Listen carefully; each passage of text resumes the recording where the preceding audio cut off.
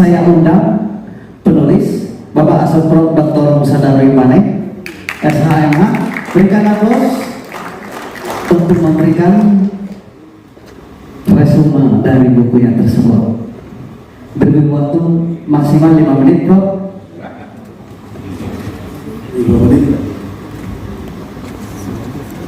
Salam Pancasila. Buku pertama saya itu berjudul Penggantian Kerugian Negara dalam Tindak Pidana Korupsi, Alternatif Pengganti Pidana Penjara dan Pidana Mati. Pelaku korupsi tidak perlu dihukum mati, pelaku korupsi tidak perlu dipenjara, cukup dia disuruh bekerja keras.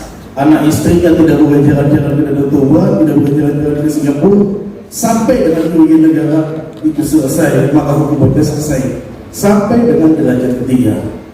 Ini berkaitan juga dengan hukum pidana nasional berdasarkan Pancasila.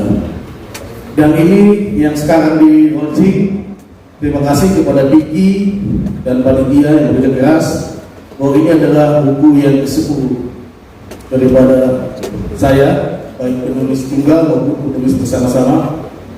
Ini yang sudah ke-10 dan saya sangat bersyukur sudah bisa dibedah oleh 2 akademisi dan moderator yang juga advokat, juga akademisi, dan Bapak Ibu yang hadir sekalian. Saya mau menanggapi garis besarnya mengenai buku ini dengan satu cerita kisah nyata. Di Amerika kita mengetahui bahwa Amerika itu menganut common law. Kalau kita sebagian besar dikuasai konsep civil law. Ada satu cerita.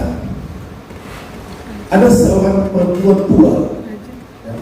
Saya di kampus sering bikin tagar ataupun penekanan yang disebut dengan panggung dialektika, dan saya nanti akan berdialektika dengan Bapak Ibu. Ada seorang perempuan tua di Amerika, dia naik bis kota.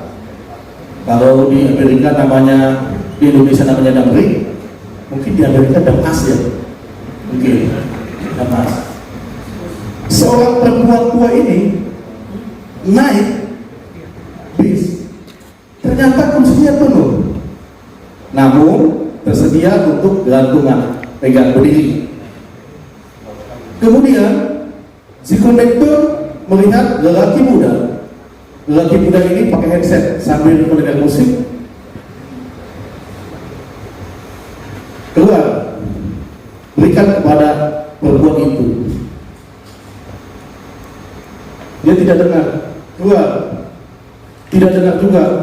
Dia buka, ditarik oleh kondektur itu, get out, keluar dari bis. Kemudian si lelaki muda ini datang ke pengacara publik, kalau di sini LBH, datang ke pengacara publik dan mohon, aduh saya dilecehkan, saya diusir oleh kondektur dalam perusahaan bis pemerintah, dan akhirnya menggugat kepada pengadilan negeri Amerika, yang mana di sana sistemnya sistem juri. Nanti saya akan menggunakan hak kontrario dengan civil law di Indonesia. Nah kemudian Bapak Ibu bisa tahu nggak kalau di Amerika itu sistemnya sistem juri, yang menilai itu adalah juri, yang memberikan hukuman itu adalah hakim. Diacaklah semua seperti ini ya. Juri-juri dipanggil, diberikan kasus posisi, ditanya seperti ini, apakah tindakan kondektur dan pemilik bis itu salah atau benar, true or false? Hanya ada kayak quiz, true, false, benar atau salah.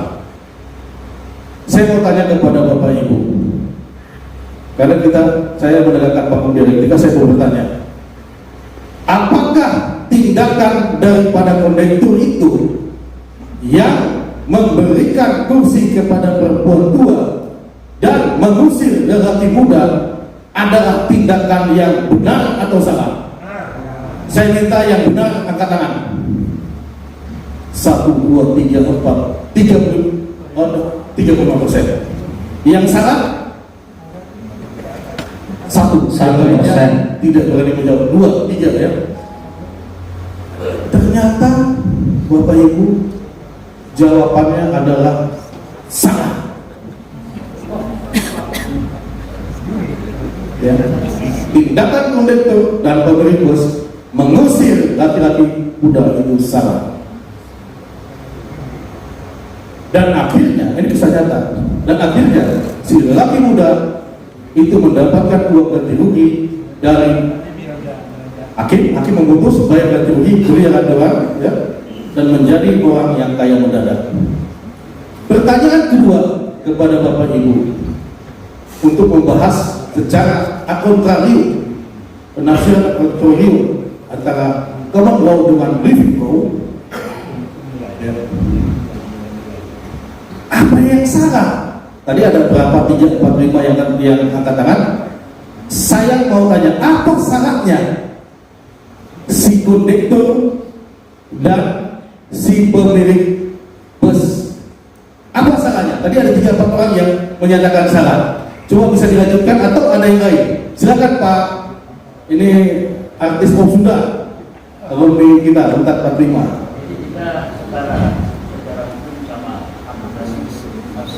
Secara hukum sama, artinya apa?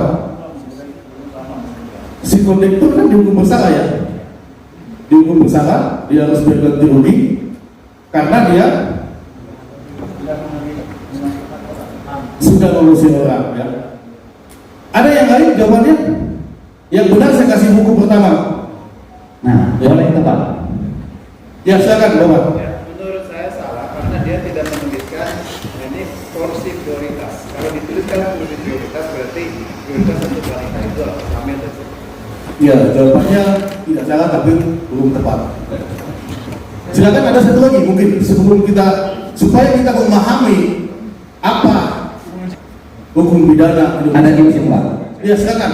Ya. Mungkin ini biar bukunya saya berikan. Ya, buku pertama kalau menurut saya juri-juri kita melihat tadi kita menjalankan dari POV sama mereka lah, hukum common law kemudian itu yang dipakai. Jadi kita nggak bisa menempatkan pakai civil law atau etika. Nanti saya bilang saya pakai akontrario. Oke, Ya siap. kan? Akontrario itu berbanding terbalik kan? Ya. Ya. Jadi menurut saya itu karena pemilihan hukumnya pakai common law. Ya, dia salahnya apa? Kan sudah dinyatakan salah nih oleh juri kan? Oleh Bapak sudah dinyatakan salah. Salahnya di mana? Hanya hak asasinya kenapa dihukum Kenapa diusir si laki-laki itu? Ya, itu hak asasinya dia. Itu hak asasinya, ya. Benar tapi belum tepat. Ya, jadi belum dapat bukunya ya. Saya tarik lagi ya buku ini. Jadi pada intinya, ya, kenapa dikatakan salah? Karena si kondektur itu telah melecehkan kaum perempuan. Jadi, karena perempuan sendirian di Amerika itu masih kategori muda, meskipun sudah tua, di bawah 60 tahun. Perempuan tua harus didampingi. Kalau nggak didampingi, dia perempuan muda. Kalau dia sebagai perempuan muda, kalau kita tidak suruh dia gelantungan, kita melecehkan perempuan. Itu yang disebut justice for all, keadilan untuk semua. Secara akontrario dengan living law Indonesia apa? Kita punya sila kedua, kemanusiaan yang adil dan beradab. Jadi hukum pidana kita bukan hanya hukum pidana saja, konstitusi juga harus berdasarkan Pancasila. Apalagi SKP 2 Menteri itu udah gak berlaku.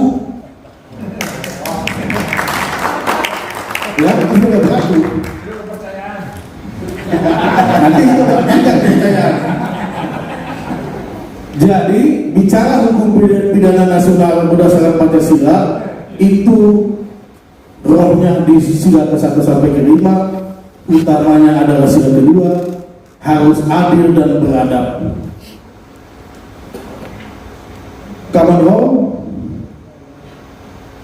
justice for all, keadilan untuk semua. Lelaki sesama jenis pun boleh menikah. Indonesia adil dan beradab. Kita itu tidak suka pidana penjara, kita itu tidak suka pidana mati. Bahkan saya masih mengkritisi, bukan hanya yang ancaman 5 tahun, di bawah 5 tahun, semua perkara harus bisa diselesaikan dengan Pancasila. Bukan pidana penjara, bukan pidana mati. Mengapa Belanda bisa? Semua penjara-penjara Jakarta sekarang mayoritas menjadi arsop, kopi shop. Kita malah menjadi tempat korupsi baru.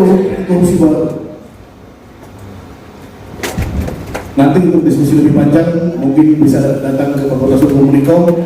Pada intinya bahwa hukum pidana berdasarkan hukum nasional, hukum pidana nasional berdasarkan Pancasila itu adalah adil dan beradab. Bukan adil untuk semua, tapi adil dan beradab. Dan beradabnya apa? Sila ke-1, ketuhanan yang Maha Esa. Kalau dipikir adabnya apa? Kasih dan kebenaran. Terima kasih. Mohon maaf kalau ada hal yang tidak berkenan. Semoga buku ini bermanfaat bagi kita semua. Salam. Terima kasih. Sobat, silakan dulu. Baik, sampai kesimpulan, hukum pidana nasional berdasarkan Pancasila adalah sistem hukum yang berkarakter khas Indonesia, di mana hukum pidana berfungsi sebagai sarana perlindungan masyarakat, sekaligus sarana perbaikan kesejahteraan sosial, dengan tetap menjunjung tinggi hak manusia dan keadilan yang berkeadilan sosial.